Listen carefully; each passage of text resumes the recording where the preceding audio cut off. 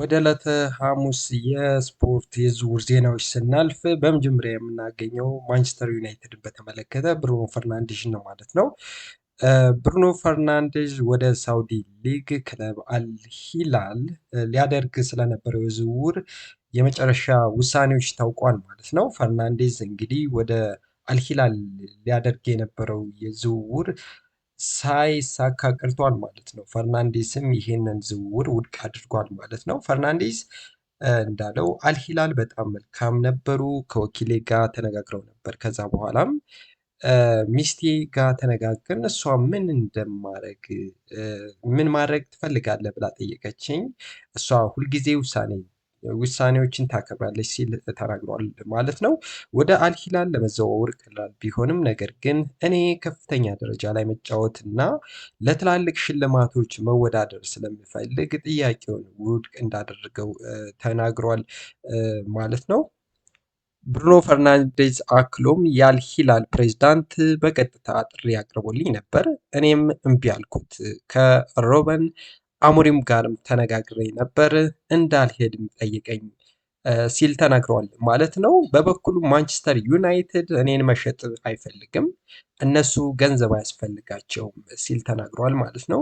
ነገር ግን እኔ መሄድ ብፈልግ ኑሮ ጉዳዩን ያለምንም ማመንታት ያደርጉት ነበር ብሏል ማለት ነው። እንግዲህ ብሩኖ ፈርናንዴዝ የአልሂላልን ጥያቄ ውድቅ አድርጓል ማለት ነው።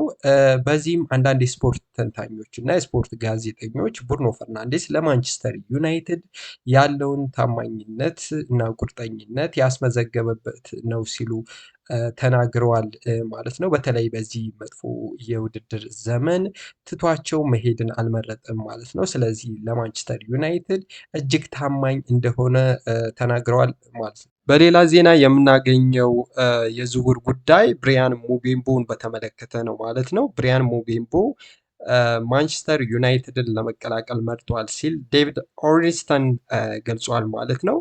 እንግዲህ ይህ የብሬንትፎርድ የቀኝ የአጥቂ ክፍል ተጫዋች ከማንቸስተር ዩናይትድ በተጨማሪ በአርሰናል እና በኒውካስትል ሲፈለግ መቆየቱ ይታወቃል። ነገር ግን በመጨረሻ ማንቸስተር ዩናይትድን መቀላቀል እንደሚፈልግ እንግዲህ ተገልጿል ማለት ነው። ባሳለፍነው የውድድር ዘመን ብሪያን ሙቤምቦ 20 የሚደርሱ ግቦችን ለብሬንትፎርድ አስቆጥረዋል ማለት ነው። 7 የሚደርሱ ግቦችን ደግሞ ለቡድን አጋሮቹ አመቻችቶ አቀብሏል ማለት ነው።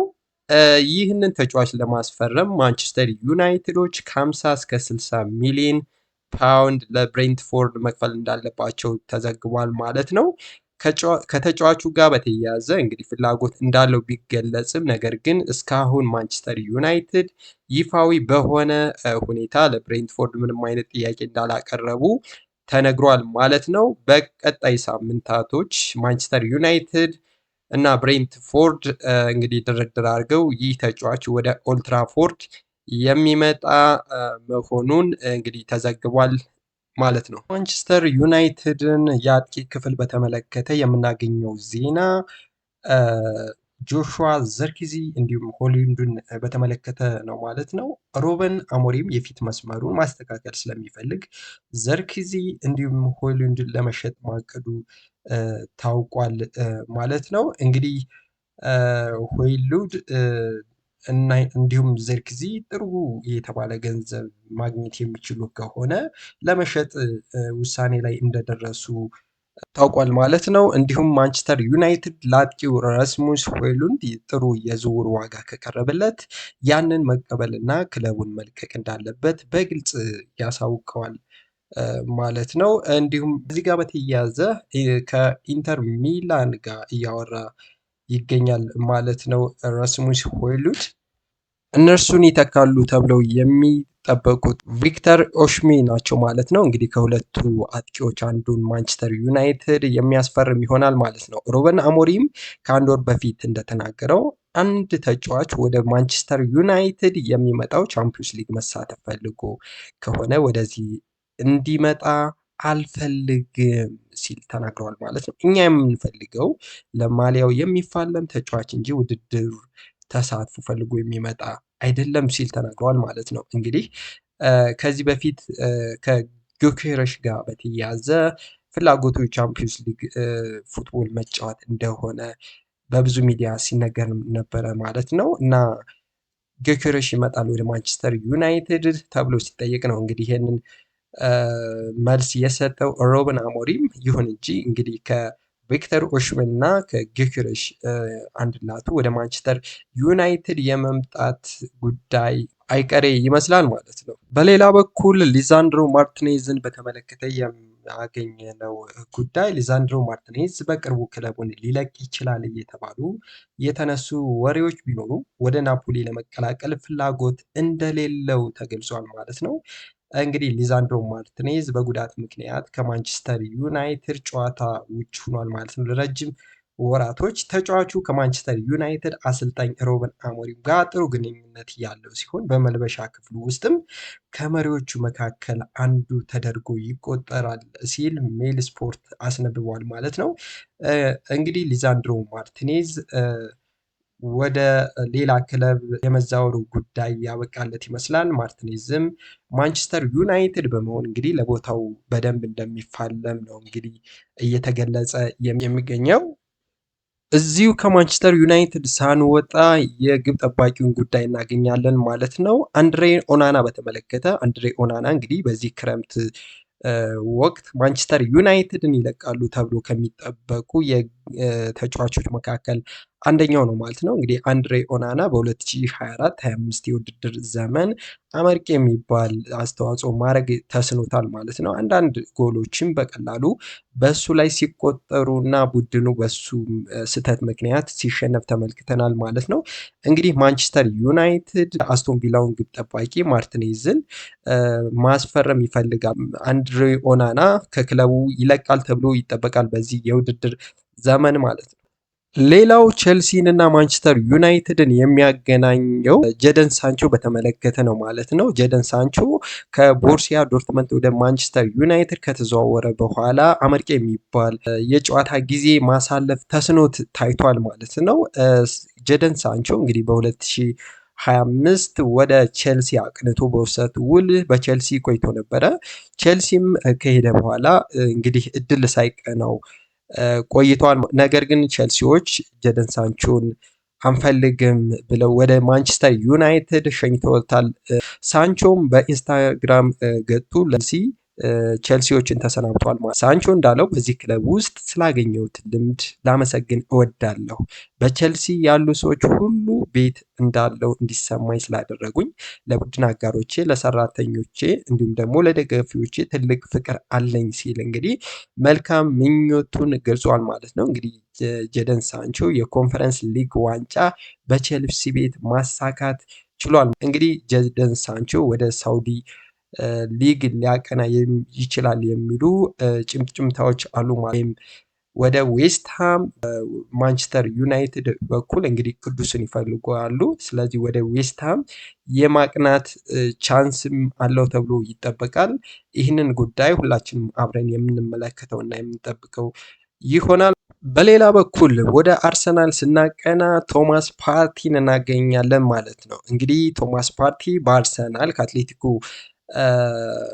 ወደ አርሰናል ከተሸጋገረ በኋላ በአርሰናል ቤት እንግዲህ ጥሩ የሚባል የውድድር ዘመኖችን ማስቆጠር ችሏል ማለት ነው። ነገር ግን ቶማስ ፓርቲ በዚህ የክረምት ዝውውር መስኮት ነፃ ከመሆኑ ጋር በተያያዘ ባርሴሎናዎች እንግዲህ ቶማስ ፓርቲን በነፃ ለማስፈረም እየተነጋገሩ እንደሚገኙ ሰን ስፖርት ዘግቧል ማለት ነው። ፓርቲ በአርሰናል መቆየት የመጀመሪያ ፍላጎቱ ነው፣ ነገር ግን ሌሎች አማራጮችንም እየተመለከተ ይገኛል ሲል ሰን ስፖርት አስታውቋል።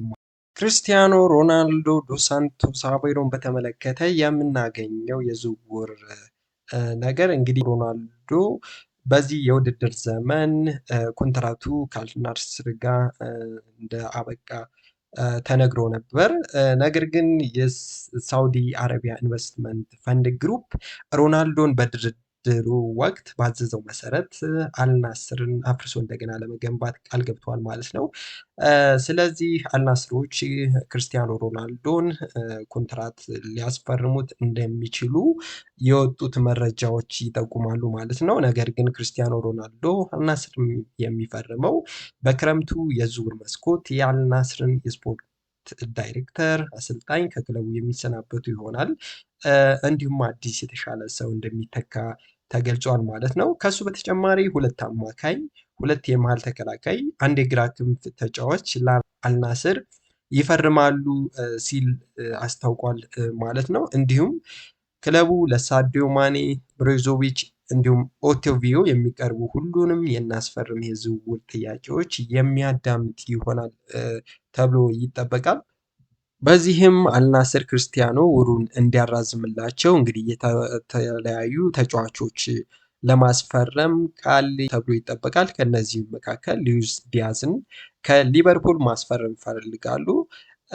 ጥራት ያለው ተከላካይ ማስፈረም ይፈልጋሉ። እንዲሁም ደግሞ ጥራት ያለው አማካኝ ተጫዋች ማስፈረም ይፈልጋሉ ማለት ነው። ክርስቲያኖ ሮናልዶ እንግዲህ ወደ ሳውዲ ፕሮ ሊግ ከሄደ በኋላ እንግዲህ ዋንጫ ርቆት ቆይቷል ማለት ነው። ስለዚህ ክርስቲያኖ ሮናልዶ ጥሩ ተጫዋቾች መጠው ዋንጫ እንዲያነሳ በግሉ የሚፈልግ ተጫዋቹን መሆኑን ተከትሎ አልናስሮች እንግዲህ ይህን የመዋቅር እንደገና አፍርሰው እንደገና ይገነባሉ ተብሎ ይጠበቃል።